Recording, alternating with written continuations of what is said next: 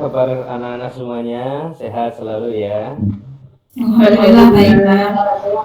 Alhamdulillahirabbil alamin. Walaupun saat ini masih dalam keadaan yang mencekam pada masa pandemi COVID-19 ini, alhamdulillah kita masih diberi kesehatan, diberi kesempatan oleh Allah Subhanahu wa taala untuk senantiasa dipermudah dalam mencari ilmu. Anak-anakku sekalian, pada kesempatan kali ini kita akan belajar materi akidah akhlak. Namun sebelumnya marilah kita bersama-sama berdoa kepada Allah Subhanahu wa taala agar kita diberi kemudahan, diberi pemahaman dan bisa menjalankan apa yang kita dapatkan dari ilmu pada hari ini. Marilah kita baca basmalah bersama. Bismillahirrahmanirrahim. Oke anak-anakku sekalian, alhamdulillah ini seluruh siswa-siswi kelas 11 sudah masuk semua, sudah hadir di Google Meet ini ya, sudah ya? Sudah Pak. Jadi sudah ada Mas Imam, sudah ada Bu Ismawati, ada Mbak Siti Bekunia juga sudah hadir, terus ada Mbak Mutmainah juga sudah, Mbak Yening sudah, Mbak Roman sudah, ya sudah semuanya, alhamdulillah. Alhamdulillah semuanya dalam kelihatannya sudah cerah-cerah semuanya ini. Walaupun di siang hari seperti ini, tapi alhamdulillah tetap semangat ya. Semangat semuanya ya. Semangat.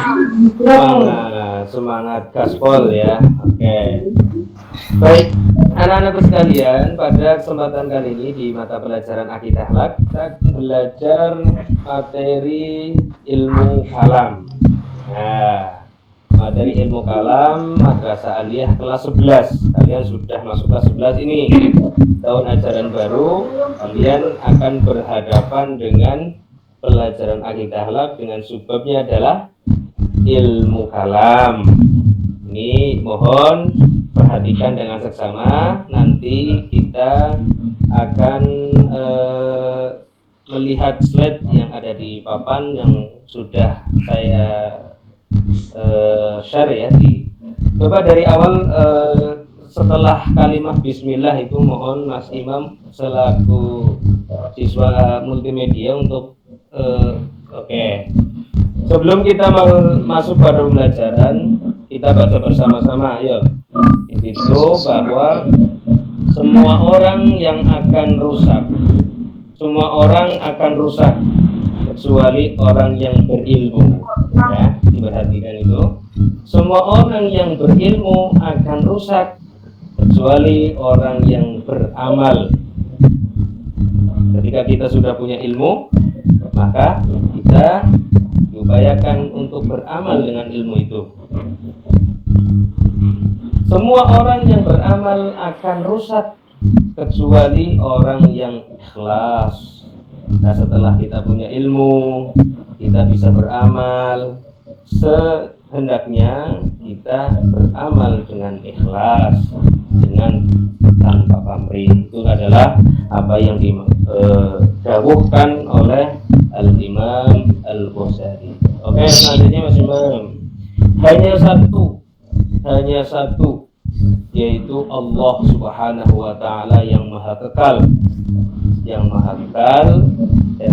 pada kesempatan kali ini kita akan membahas ilmu kalam, dan ilmu kalam ini berhubungan dengan wahdaniyatillah, atau bisa juga kita belajar ilmu tauhid.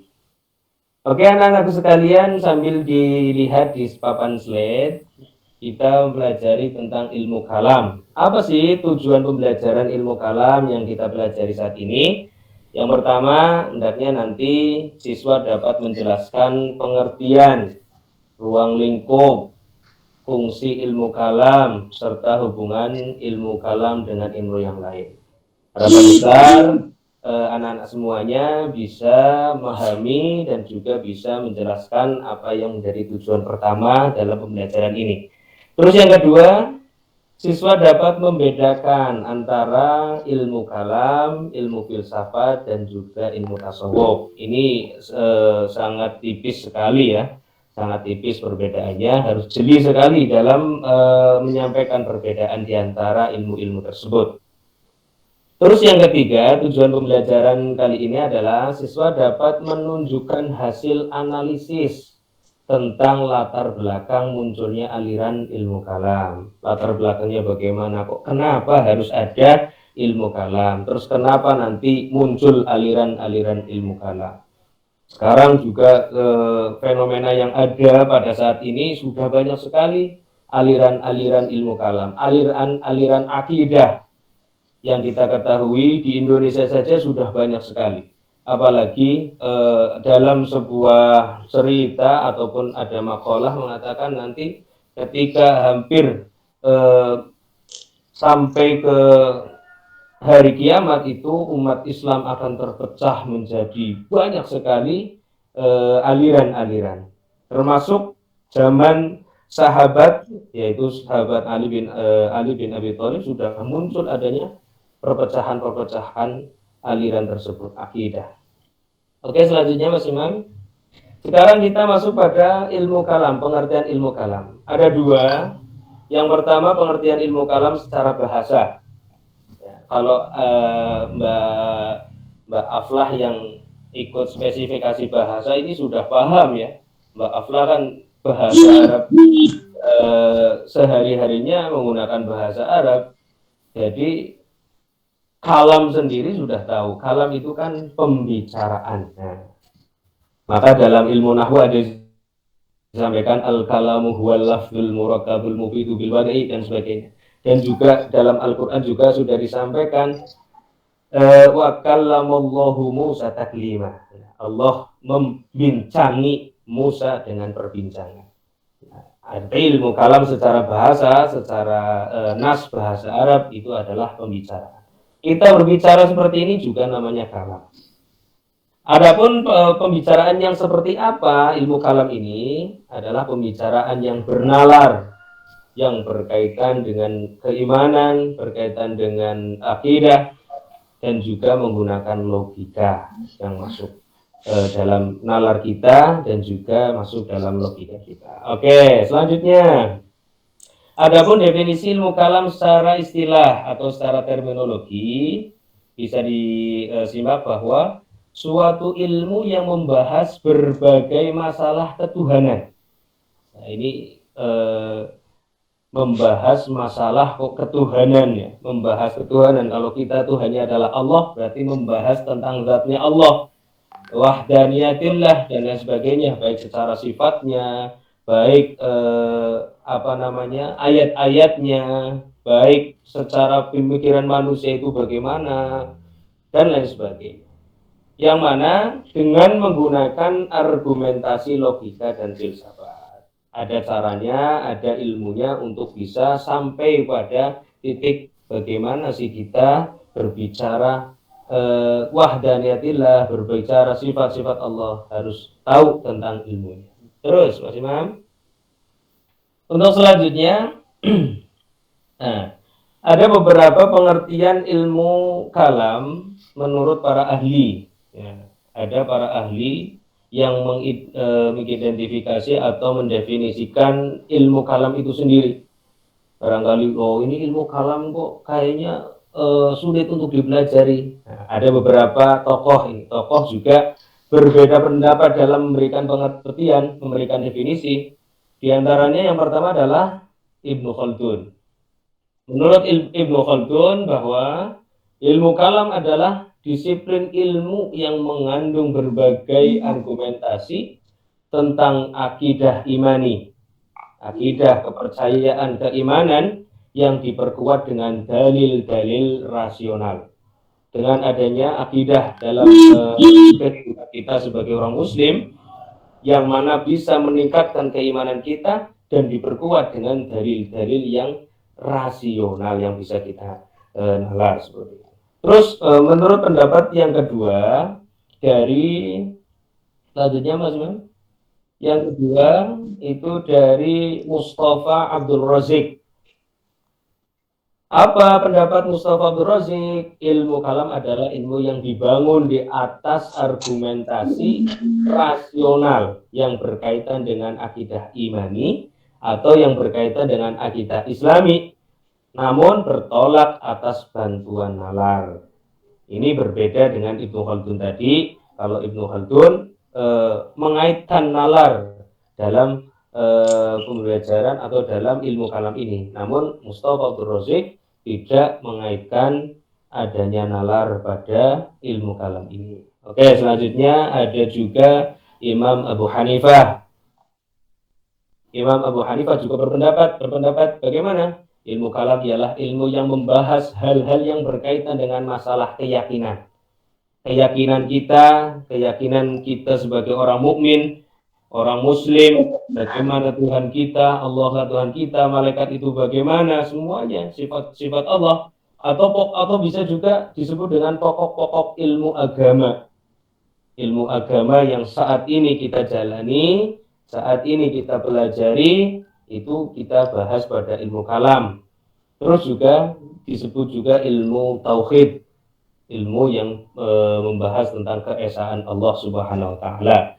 Terus bisa juga ilmu ini menurut Imam Abu Hanifah adalah ilmu yang disebut kurang 3 menit Pak Syadi. Fiqhul Akbar.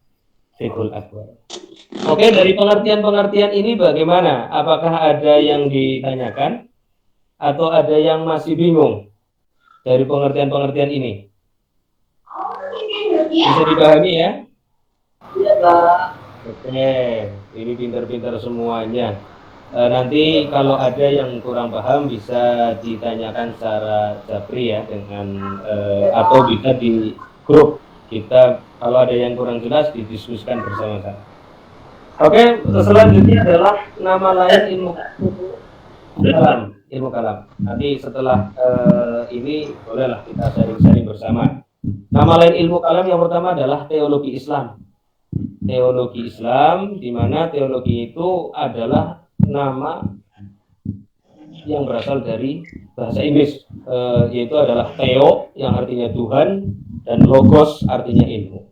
Jadi teologi itu adalah ilmu ketuhanan, berkaitan terus dengan nyambung terus dengan pengertian yang tadi. Adapun teologi Islam adalah ilmu tentang ketuhanan berdasarkan konsep ketuhanan dalam Islam. Namanya teologi Islam berarti konsep ketuhanan yang seperti apa yang ada dalam agama Islam. Oke, selanjutnya. Terus ada juga namanya selanjutnya ilmu usuluddin. Ilmu usuluddin, kenapa disebut ilmu usuluddin? Karena membahas tentang pokok-pokok agama. Asma Allah, nama-nama Allah. Ada berapa ya nama-nama Allah ya? Ada yang ingat? Nah, 9. Asmaul Husna, nama-nama Allah yang baik. Itu juga termasuk adalah materi dalam usuluddin ataupun bisa dalam ilmu kalam. Terus ada sifat-sifat Allah, ada yang wajib, ada yang mustahil, ada juga yang jaiz. Ada berapa yang wajib? Ada berapa wajib Mas Adli? Ada 20, 40. Ya, 20. Terus yang mustahil Bu Mbak Mutmainah? Ada 4. Wah, kok 4? Mustahil berapa? Ada 4. Iya mustahil. Yang jaiz yang 1 yang mustahil berapa ya Pak? Ya lupa. Oh, Ya sama 20. Iya, sama 20. Iya mustahil 20. Sifat wajibnya 20, Lawannya. sifat mustahilnya 20, sifat jaiznya 1. Fi'lu kulli mumkinin au tarkuhu. Oke, selanjutnya ilmu ini juga bisa disebut dengan ilmu al-fiqhul akbar. Fikih tapi besar, ya, fikih tapi yang besar. Maksudnya akbar itu Yang besar apanya? maksudnya pembahasannya di situ adalah pembahasan tentang pokok-pokok agama. Di sini adalah fiqhul akbar.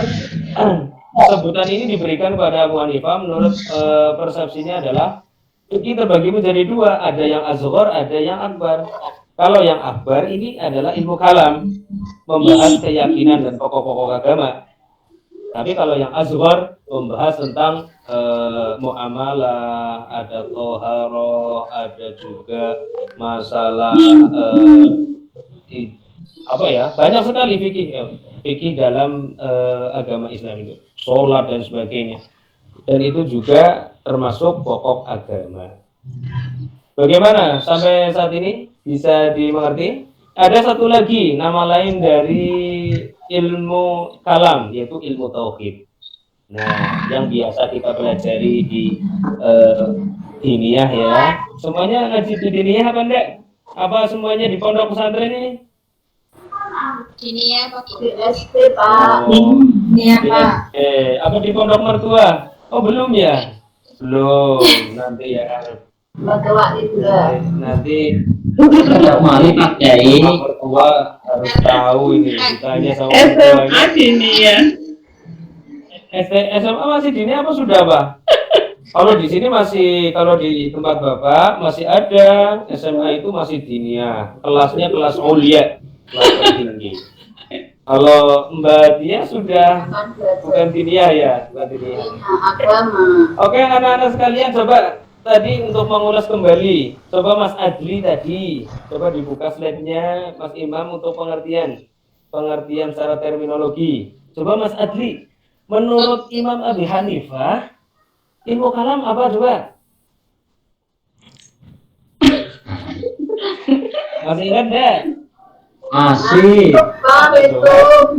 Ini yang berkaitan dengan masalah pokok keagamaan atau ilmu tauhid. Disebut juga dengan fikih akbar. Fikih Oh, akbar. Masya Allah. Tepuk tangan untuk Mas Adli. Waktu habis Pak Saki. Kalau ketemu nanti Bapak kasih durian ya. Nah, cocok. Saya juga Pak. Durian. Belah durian bersama ya Mas Adli ya. Mereka cuan. Nanti medangnya sama petek gitu ya. Oke, mungkin kesempatan ini kita cukupkan karena tadi Bapak mohon maaf ya agak terlambat, jadi waktunya sudah termakan habis oleh waktu menunggu kalian ya. Jadi mohon maaf kesempatan ini hanya cukup sampai di sini. Semoga bisa bertemu di lain waktu lagi. Dan nanti kalau ada yang kurang paham tadi yang Bapak sampaikan bisa disampaikan pada WA group ataupun secara japri. Barangkali banyak kesalahan, saya mohon maaf.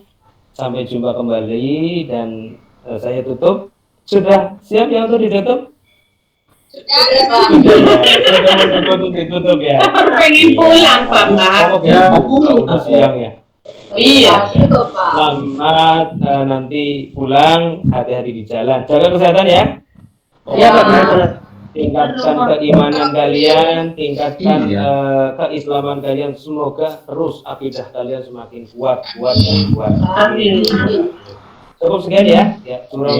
Assalamualaikum warahmatullahi wabarakatuh. Waalaikumsalam. Waalaikumsalam warahmatullahi wabarakatuh. Wabarakatuh.